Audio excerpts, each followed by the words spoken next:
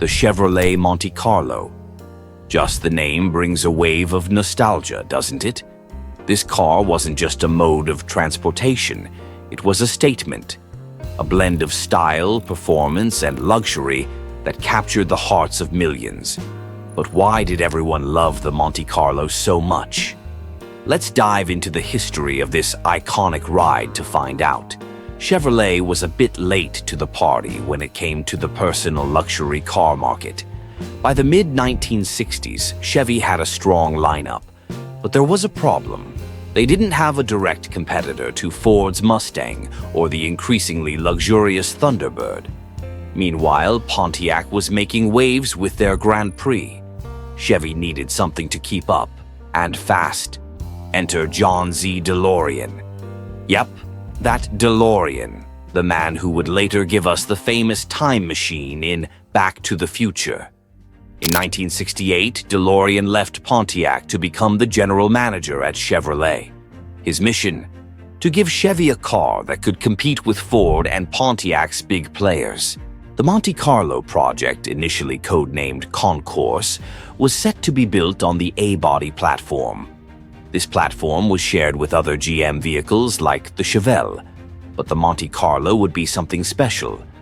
It was designed to be a personal luxury car, a market that was becoming increasingly popular. Chevy took inspiration from the recently redesigned Cadillac Eldorado, a car that screamed luxury. The goal was clear: make a car that looked and felt luxurious, but came with a Chevrolet price tag. And in 1970, the first Monte Carlo rolled off the assembly line.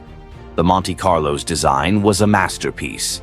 With its long hood, short deck, and a front grille that looked like it belonged on a much more expensive car, it was a head-turner. Chevy managed to capture the essence of luxury in a way that was accessible to the average American. But the Monte Carlo wasn't just about looks. Under the hood, it packed a punch.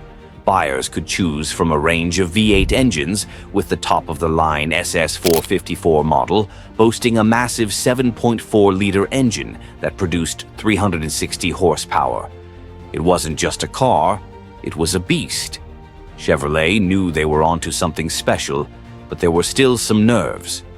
Would a mid to large-sized coupe without a four-door option catch on?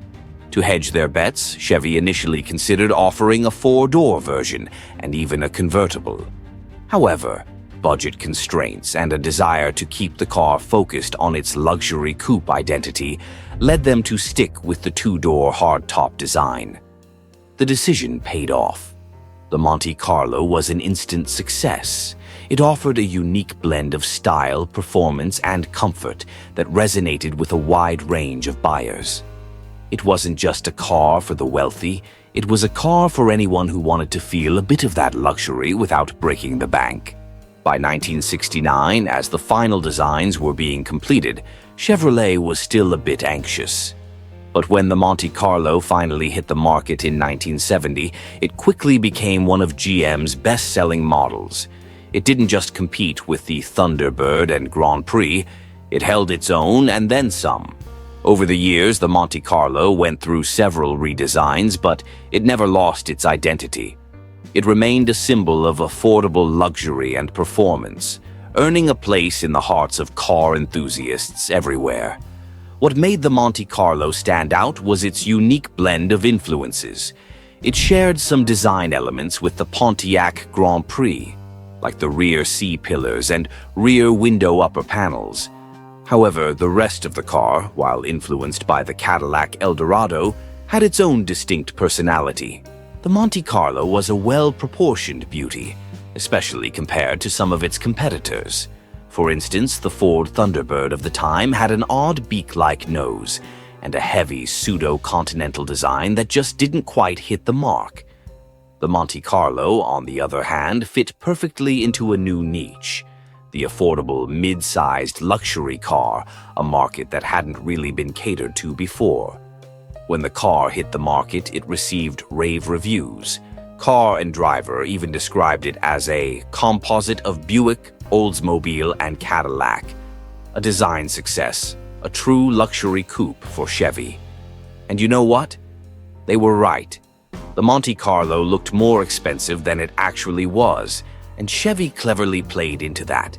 They didn't plaster the car with Chevrolet emblems. In fact, they kept the branding to a minimum to enhance its upscale image.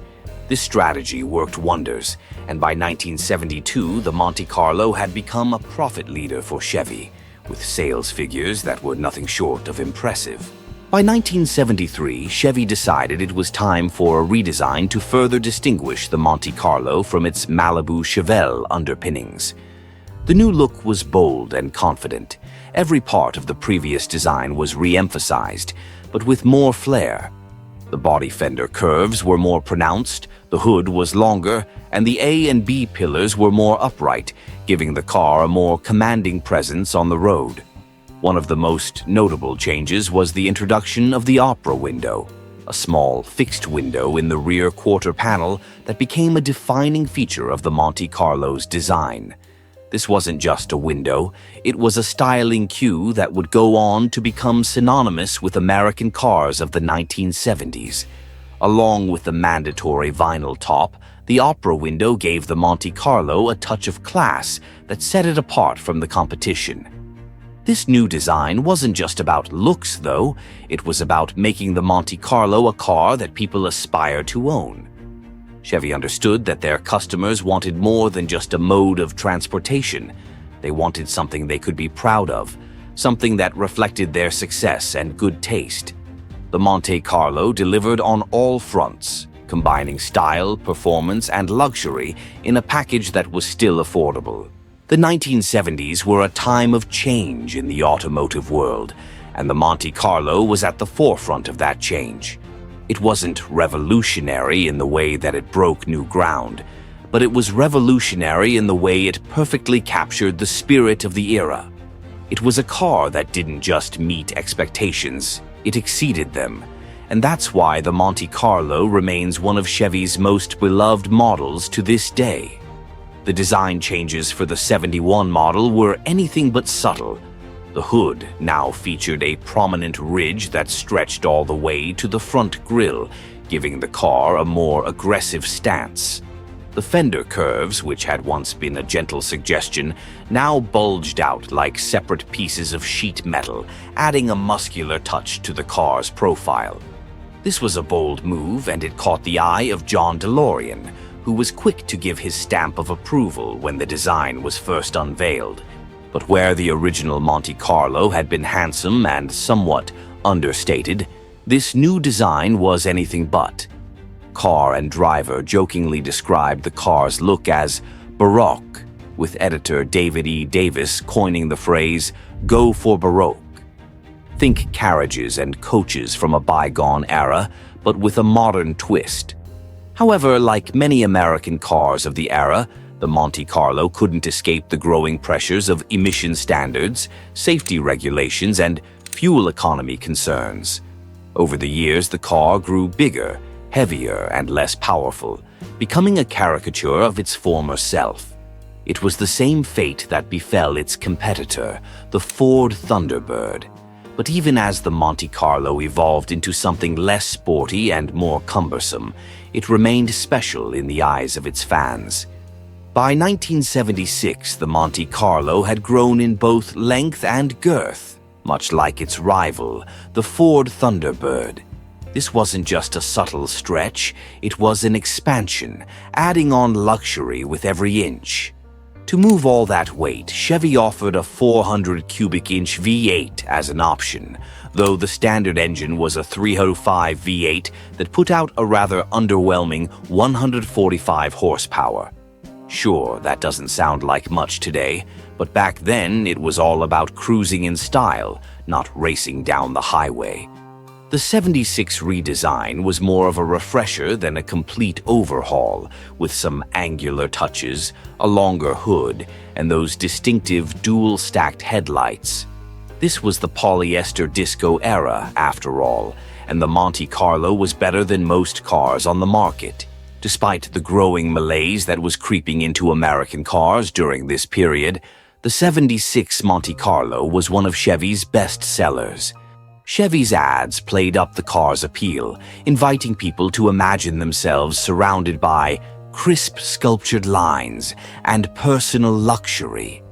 It wasn't just a car, it was a way to put a little distance between yourself and the rest of the crowd. Thanks for watching. Please like the video, press the subscribe button, and also drop your thoughts in the comment section.